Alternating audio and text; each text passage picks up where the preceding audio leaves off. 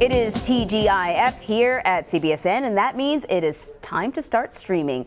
Our list of movies and shows to watch this weekend include a series about a Marvel character with mystical powers, the return of Jim Carrey to the small screen, and an animated film that was a huge hit at the Cannes Film Festival. So here to break down all that is streaming is our streaming expert and TV Guide features editor, Krutika Mallikarjuna. Thanks for joining us. Thank you for having me. So we are starting with a superhero. And believe it or not, because I don't really watch a lot of these superhero things, I watched the first season of Iron Fist. Oh, wow. And a lot happened. Yes. A lot happened. So let's play a little bit of it.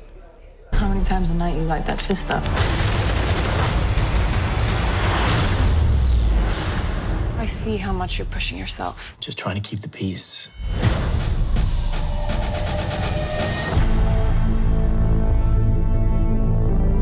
What am I supposed to do?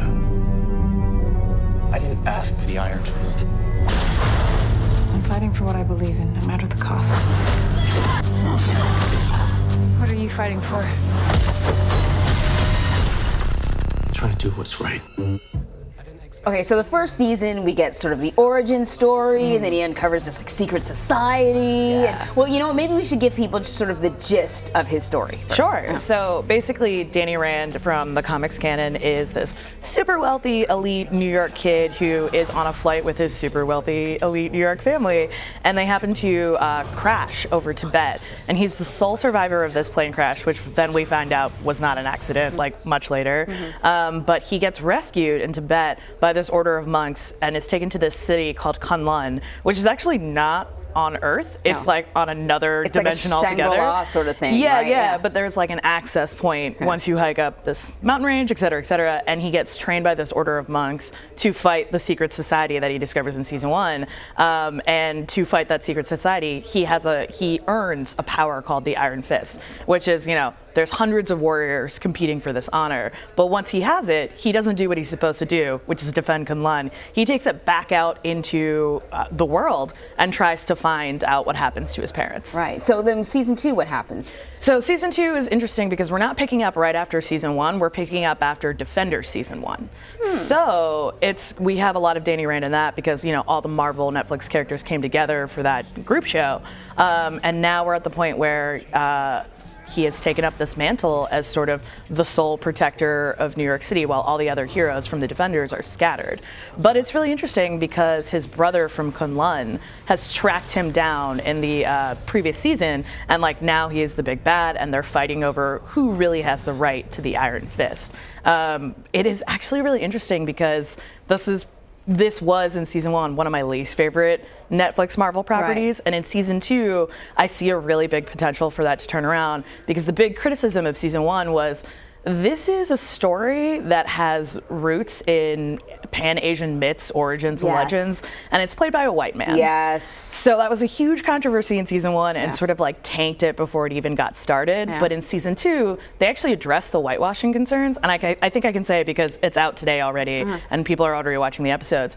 By the end of season 2, we see a person of Asian descent wield the Iron Fist for good. Oh. Yeah. So we don't know if that's going to stay status quo or not. Danny Rand is still very much the center of the show, but they're very seriously taking those criticisms to heart and thinking about how to fix them. Okay, a little bit of responsibility in your storytelling. I like that. Yeah. Okay, this Showtime series I'm really looking forward to. Kidding, it stars Jim Carrey. There's been sort of a lot of promotion already, giving us a taste of what it's all about. Let's play a little bit.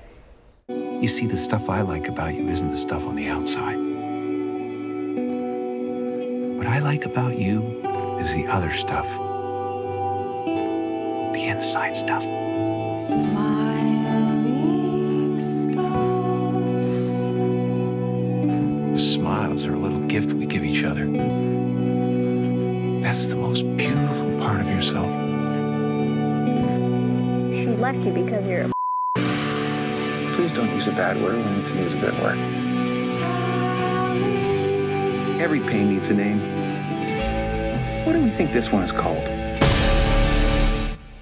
So I feel like we've seen kind of this type of Jim Carrey before, this introspective, wacky kind of character, but this looks really complex. It is. It's very much, you know, if you like dramatic Jim Carrey, you know, The Majestic, even better example, Eternal That's Sunshine. what I was totally thinking of. Yes, that's not a coincidence, by the way, because Michelle Gondry directs the first 2 episodes of Kidding. So, you know, you got that team happening. Yeah. But this is a very interesting, grounded role for Jim Carrey. Like, all the wackiness and the goofiness is still there because essentially he is the Fred Rogers of this universe. And he has like this beautiful, childlike optimism. There's puppets everywhere, there's that surreal element, but his performance is so grounded because the show picks up a year after he loses his son in a car crash. So there's this very grounded element of like, how do you deal with loss when your entire life, your entire job, your family, your career, the whole thing has been centered around this spirit of optimism. You know what I mean? So it's very much a tragic comedy. If you liked, for example, Bill Hader and Barry, Kidding will do for Jim Carrey a similar sort of vibe. Okay, that sounds. He hasn't been doing any press, has he? No. In the last round of interviews that he did have been a little odd. Yeah, you know. So I think they pulled him back from that because they were like, we just want people to enjoy the show. Right. This is the first time he's been on TV since In Living Color. It's been a minute. It has. Let's give the show some room. All right, cool. So next up we have an animated flick. It's family friendly, which is always good because, you know, I can never watch anything without my 7-year-old like beside me. So let's play a little bit of this. Maybe we could try and be friends. You're gonna stay here tonight. Not you, Momo. I knew that. You judging me, bruh? You being here is like the best thing that happened to me. Why would you put weapons in a robot? Something terrible is about to happen. Holy mother of toast! Is Next Gen gonna make me cry?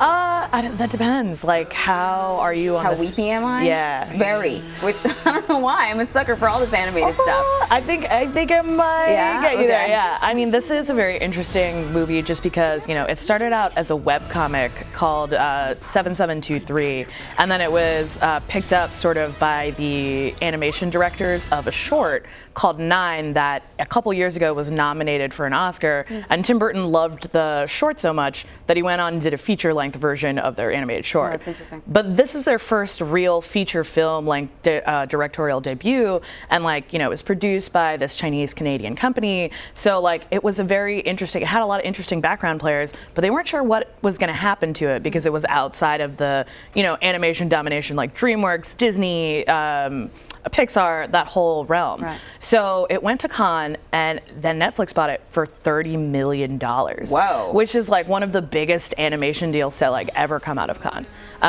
So it's a very interesting story. Like, Netflix made this the movie where they were like, we're getting serious. Like, you're gonna see us in a couple years up there next to Pixar and DreamWorks and Disney and all of these like huge blockbuster animation houses, and this is their sort of big bet, and it has a huge cast like Charlene Yee, Michael Pena, John Krasinski plays a robot. We just talked about him last week for Jack Ryan. So if you want a softer side, he still has guns in this, but it's very charming. It's just sweet enough for kids and just subversive enough for adults. Okay. So I think it's a really good family-friendly, like, whole everyone can sit around and watch. This is my Friday night plan. Yes. It'll be date night with my daughter. Beautiful. I appreciate it. Krutika, thank you so much. Thank you.